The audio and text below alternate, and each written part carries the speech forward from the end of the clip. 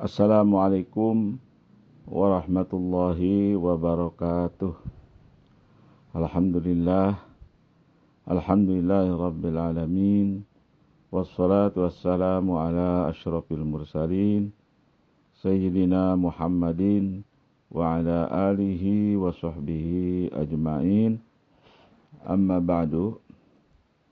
Saudara-saudara sekalian yang saya hormati, bayangkan jika hari ini Anda mendengar kabar bahwa seorang tokoh paling dihormati atau raja yang paling kaya raya akan bertamu dan menginap di rumah Anda selama 1 bulan penuh. Dan beliau berjanji setiap hari ia akan melunasi hutang-hutang Anda, memberi hadiah emas, dan menjamin masa depan anak-anak Anda. Apa yang akan Anda lakukan? Tentu Anda tidak akan tidur nyenyak. Anda akan mengecat ulang rumah Anda, menyiapkan parfum yang terbaik, dan mempelajari protokol bagaimana menyambut sang raja. Sang raja itu akan segera tiba. Namanya adalah Ramadan.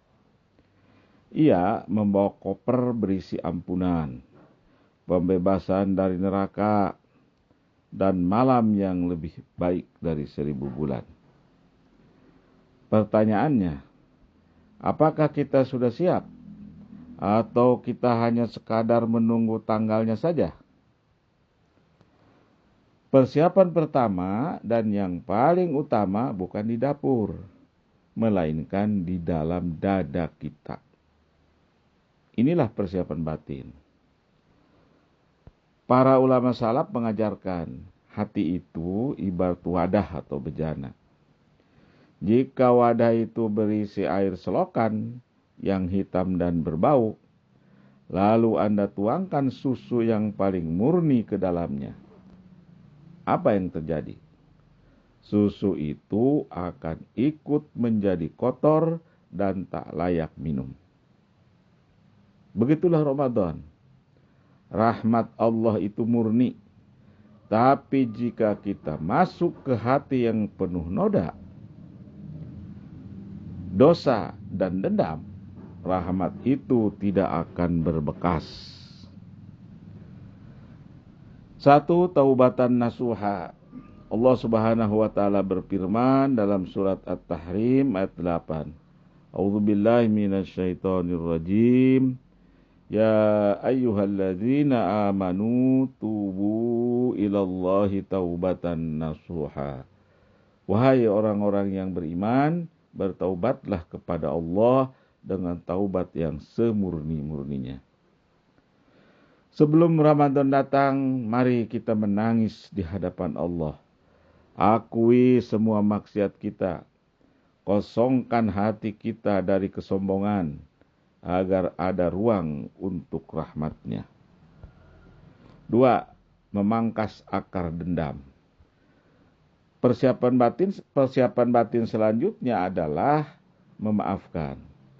Dalam hadis riwayat Ibnu Hibban, Nabi SAW bersabda bahwa Allah mengampuni semua orang di malam nisfu Sa'ban kecuali 2 orang, yaitu 1 orang yang menyimpan, 1 orang musyrik, dan yang kedua orang yang menyimpan dendam. Jangan biarkan Ramadan Anda terhambat hanya karena Anda enggan memaafkan saudara Anda. Bersihkan handphone Anda, kirimkan pesan singkat, mintalah maaf, dan berikan maaf. Masuklah ke gerbang Ramadan dengan hati yang ringan, tanpa beban kebencian. Setelah hati bersih, barulah kita masuk ke persiapan lahir. Ibadah tanpa ilmu adalah kesia-siaan, dan ibadah tanpa fisik yang siap akan terasa kepayahan. 1. Persiapan ilmu atau dinamai fikih puasa. Ulama berkata Barang siapa beribadah tanpa ilmu, maka ia akan merusak lebih banyak daripada memperbaiki.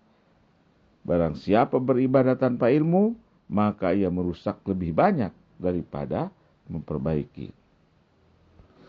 Buka kembali kitab Safinatun Najah atau Fathul Qorib. Pelajari lagi apa yang membatalkan puasa, apa-apa saja yang membatalkan puasa, bagaimana niat yang benar. Jangan sampai puasa kita batal karena hal-hal sepele yang tidak kita ketahui ilmunya. Ya. Jangan sampai puasa kita batal karena hal-hal sepele yang tidak kita ketahui ilmunya. Luangkan waktu 15 menit setiap hari sebelum Ramadan ini untuk membaca panduan puasa. 2. Latihan fisik. Sayyidah Aisyah radhiyallahu anha bercerita bahwa Rasulullah shallallahu alaihi wasallam paling banyak berpuasa sunnah di bulan Sya'ban. Mengapa? Ini adalah pemanasan. Jadi ilustrasinya begini, jika seorang atlet langsung bertanding tanpa pemanasan, ototnya akan kram. Begitu juga kita, jika kita tidak melatih lapar dan haus sebelum Ramadan, maka di tanggal 1 sampai 5 Ramadan, kita akan merasa sangat lemas, pusing, dan malas ibadah. Mulailah berlatih puasa sunnah, agar saat Ramadan tiba, tubuh kita sudah terbiasa dan siap berlari mengejar pahala. Sahabat Abu Bakar Al-Balkhi memberikan perumpamaan yang indah. Bulan Rajab adalah bulan menanam.